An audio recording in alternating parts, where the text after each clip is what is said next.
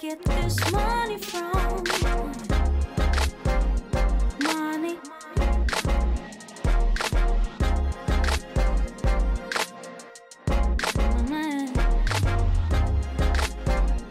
Money.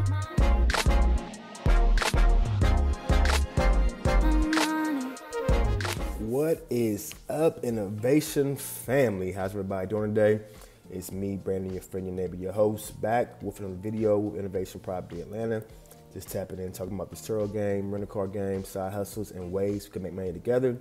As usual, guys, before we jump into today's video, remember to like my video if you guys don't mind.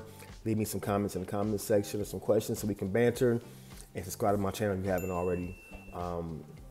Today's quick video, guys, is giving you an update on my fleet and what's going on. And the title of today's video is when it rains, it pours. So recently, the 2015 Cadillac Escalade had an issue with the engine ticking. It's a real loud tick. Client ran the vehicle last weekend. He had it from Thursday until Sunday. Dropped it back off on Sunday. Picked the vehicle up from the airport, got into the vehicle, and I noticed a loud ticking sound. So if you guys know anything about the GM products, especially the V8, I think the 6.2 engines and the 5.3 engines, V8s, have a lifter issue. So I want to talk about, these are things that can make or break your fleet or your expenses when it comes to having to maintain and service your vehicles. So let's take a trip back to memory lane. About a month and a half, 2 months ago, I had a client rent the Escalade who couldn't get it to start. So it had a bad module, so I had to go drop that off and get it towed to the Cadillac dealership, and they had to fix the module. That was $1,300 to get that fixed. Not too big of an expense, but it is expensive. You don't have $1,300 to the side to get that fixed. It was a decent sized booking. It was like a $500 booking, so I had to swap them out with a different vehicle and get that vehicle towed, which cost money in my pocket, and get it fixed. So altogether with the towing, it was about $1,500 to get everything fixed on that issue with the module and getting it back starting. So 2 months later now, fast forward, guys, the client dropped off the vehicle Sunday at the airport, get it back, ticking. So again, these engines are known for having lifter issues, and they go bad with the engine. So you gotta pretty much take the engine apart, the top part of the engine, and then change out the lifter and see if they damage anything else if inside the engine. They kept driving for a long time. The reason I'm making this video is because this client that ran the Escalade this time was a pushy client. He was one of those last minute bookings like we talked about in my previous videos. He booked the car like an hour and a half before, because he landed here in Atlanta airport, and I guess he got canceled before for another client. So he went in the airport for like 4 or 5 hours. He reached out to me, I wanted to book the vehicle. Where you at the vehicle? Can you drop it off right now? I said, sir, we gotta transport the vehicle to the airport. Give me about an hour and a half. We'll have it for you. Got the vehicle down to the airport. Everything was fine with the car and had no issues mechanically, no check engine lights, everything ran great. And he kept crying the whole time about having to pay to get out the gate. It was like a $10 fee to get out the gate for the airport parking.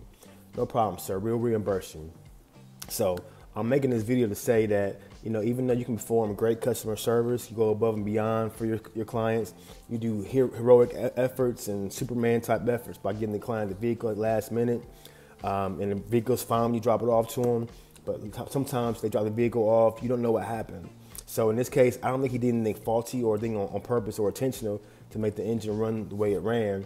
But I think this is one of those things, you know, you just add insult to injury when it comes to dealing with clients sometimes. The things you go through in the Turo game, not only I got to probably spend a couple $1,000 to get this engine fixed, but it was also a bad experience on my behalf in terms of dealing with him, and I didn't make any money off of him because now I got to put money back into fixing the engine.